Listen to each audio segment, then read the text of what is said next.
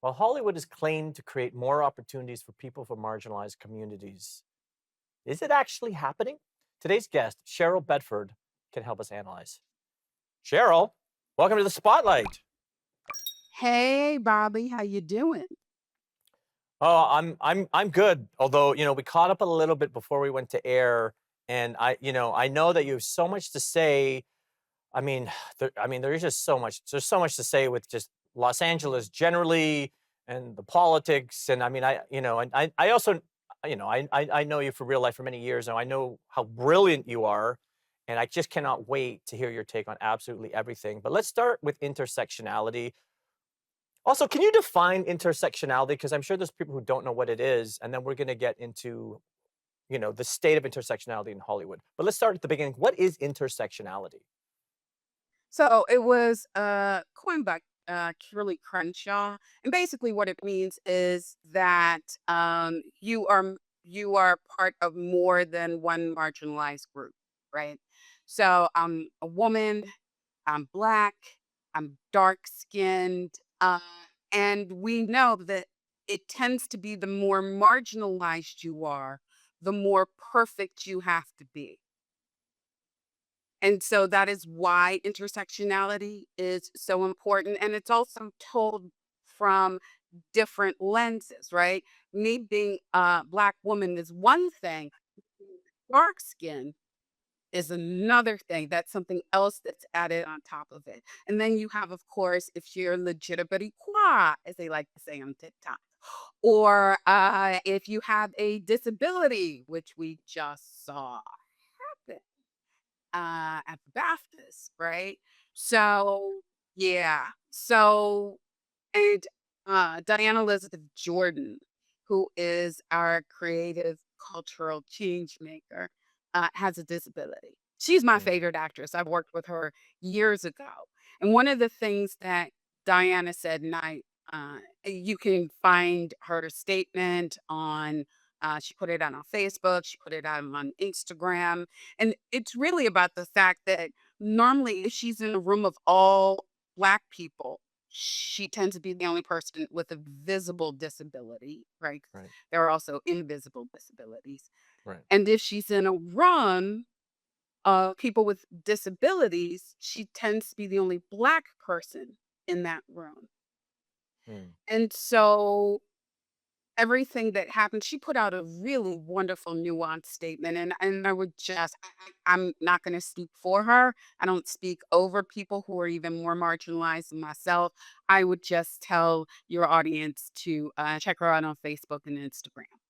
Look, I appreciate the thorough explanation, and honestly, I learned as I always do when you speak, even more about intersectionality. Now let's apply it to Hollywood, which has its own problems. Like, what is the state of intersectionality in Hollywood? The dramatic pause. The very dramatic pause. Um, I think it's the state of for any marginalized person, and of course, the more marginalized it is, the more difficult it is to get anything made right now, right? And we knew that this was going to happen with the last election, that everybody would be concentrating on the flyover states. Mhm. Um, which I always find interesting because Chicago is a then Mm. Illinois is a flyover state. Yeah, but we know what they mean, right? And as soon as I said that, I saw, a reboot of Little House on the Prairie. I was like, Mm. do we really need that? I mean, shout out to them, but do we really need that? So have watched, they say 300,000. I personally think that it's probably closer to 500,000 Black women get laid off. I have watched my members get laid off. I'm the founder Mm. and executive director of Women of Color Unite, Mm. the largest nonprofit of women of color in entertainment with over 6,000 members. Mm. And I see it because of people who would have like monthly donations to Mm. us. So sorry, And sorry, every Sarah, donation, can we pause for a second just because I have 5 seconds to get to commercial. There's so much to say. yes. You are a fountain of knowledge. We've got Cheryl Bedford for 3 more segments on the spotlight.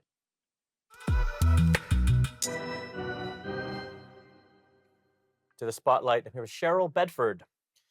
Okay, Cheryl, look, I know how knowledgeable you are. To be honest, about most things, you know, you're also a very talented and experienced producer, production manager, which I think people also like don't pay attention to anymore. Like you've had a very long career in many different areas. But let's stick with intersectionality a bit, but specifically gatekeepers. I mean, especially in this climate, like, okay, so the role of gatekeepers, you know, creating more diversity or intersectionality, or shall we just say fairness, right? What is the role of the gatekeepers in this climate? Uh, o- okay, let's just be honest, right? We have Mm, watched all of these diversity programs disappear, right? Because there is this idea of somehow that DEI makes things worse. mm, Now, statistically, that is not true, but it is a narrative, right? mm, The idea of equality feels like oppression to those who've always been at the top of the food chain. mm, So with that, I have watched my friends in film and television. I've watched them get laid off.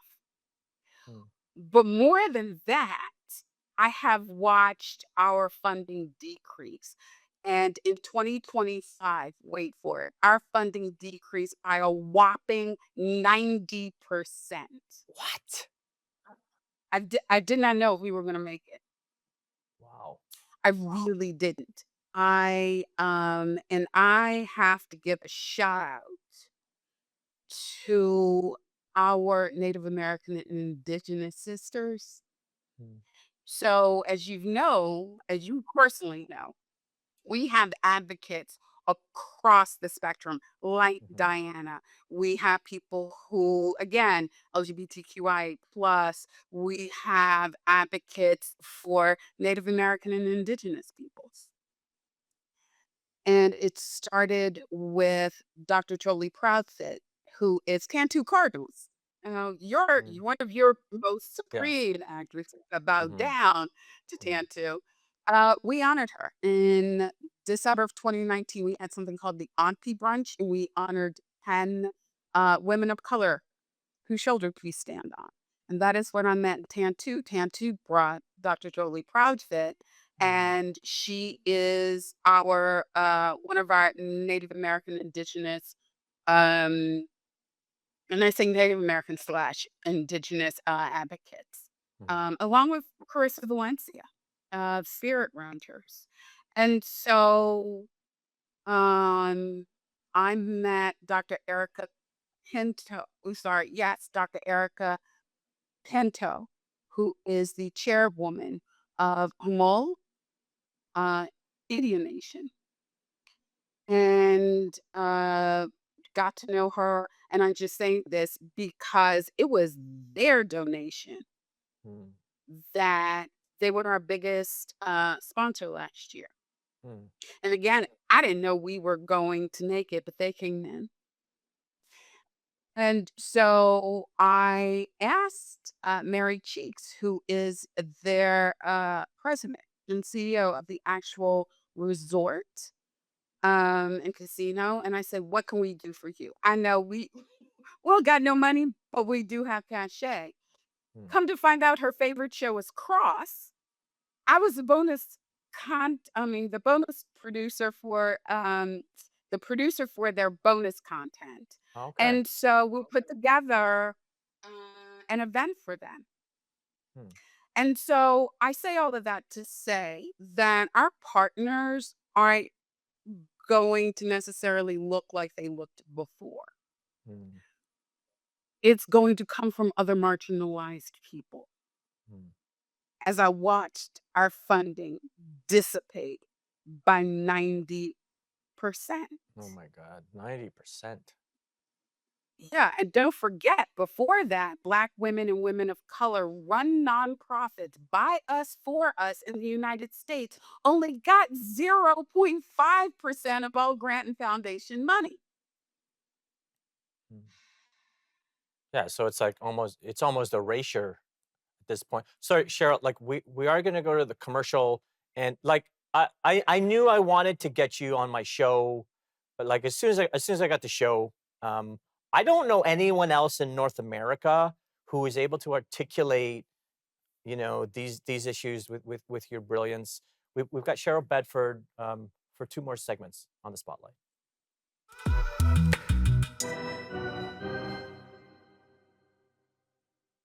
Welcome back to the spotlight. I'm here with Cheryl Bedford. Okay, Cheryl, look, I mean, this is a 20-minute show, 22 minutes, and it doesn't do you justice, really. I mean, like it really this is a mini series. This is a 5 season, television series. And I mean that very sincerely, right? It's like the complexity. Let's talk a little bit about your organization. However you want to sort of like frame that. We were talking about erasure, we're talking about intersectionality and DEI, all these, there's so much to discuss. But you're such an excellent spokesperson. But let's start with your organization because I think there's people who probably want to support you, especially if you lost 90% of your funding, and you're very legit and brilliant. So let's start with Mm. your organization. What is your organization? What does it do? So, our organization is called Women of Color Unite.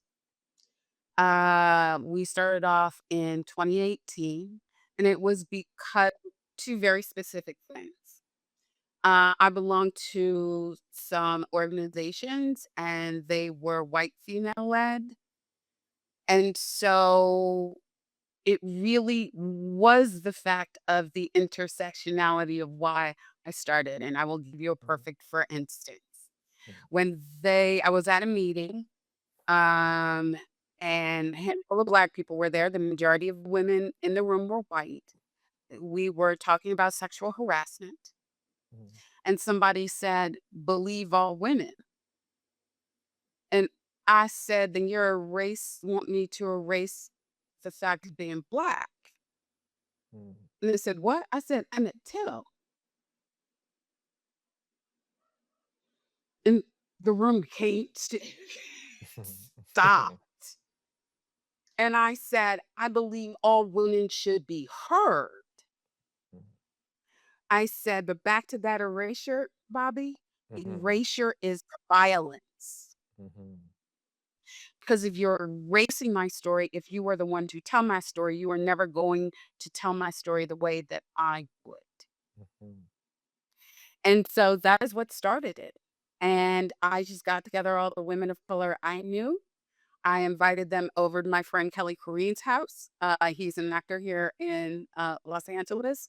I borrowed his very big house. And I invited 50 women. I said you could invite other 50 became 75. 150 women of color showed up. And that was a moment that sparked the movement. mhm, And by the end of the year, we were a full-on nonprofit. Oh, the very first invitation I sent out said women of color unite. But the first thing we created was the JTC list. It's named after my mother, who was a activist and a statistician. She had passed away in 2016, February of 2016. We uh, had this get together in February of 2018. Her name is Joan Teresa Curtis. And so the JTC list was born first, and that is the document of women of color above and below the line. So people couldn't say they don't know any, because I know a whole bunch. mhm, I know a whole bunch of marginalized people. Like I said, Diana, I worked with over so, years ago, because you don't need to know my age. But anyway, because Black don't cry. Uh, so that is who we are. And it had to do with what I found to be the erasure of white female led nonprofits here in Hollywood. mhm, Also, there's one other unique thing about us.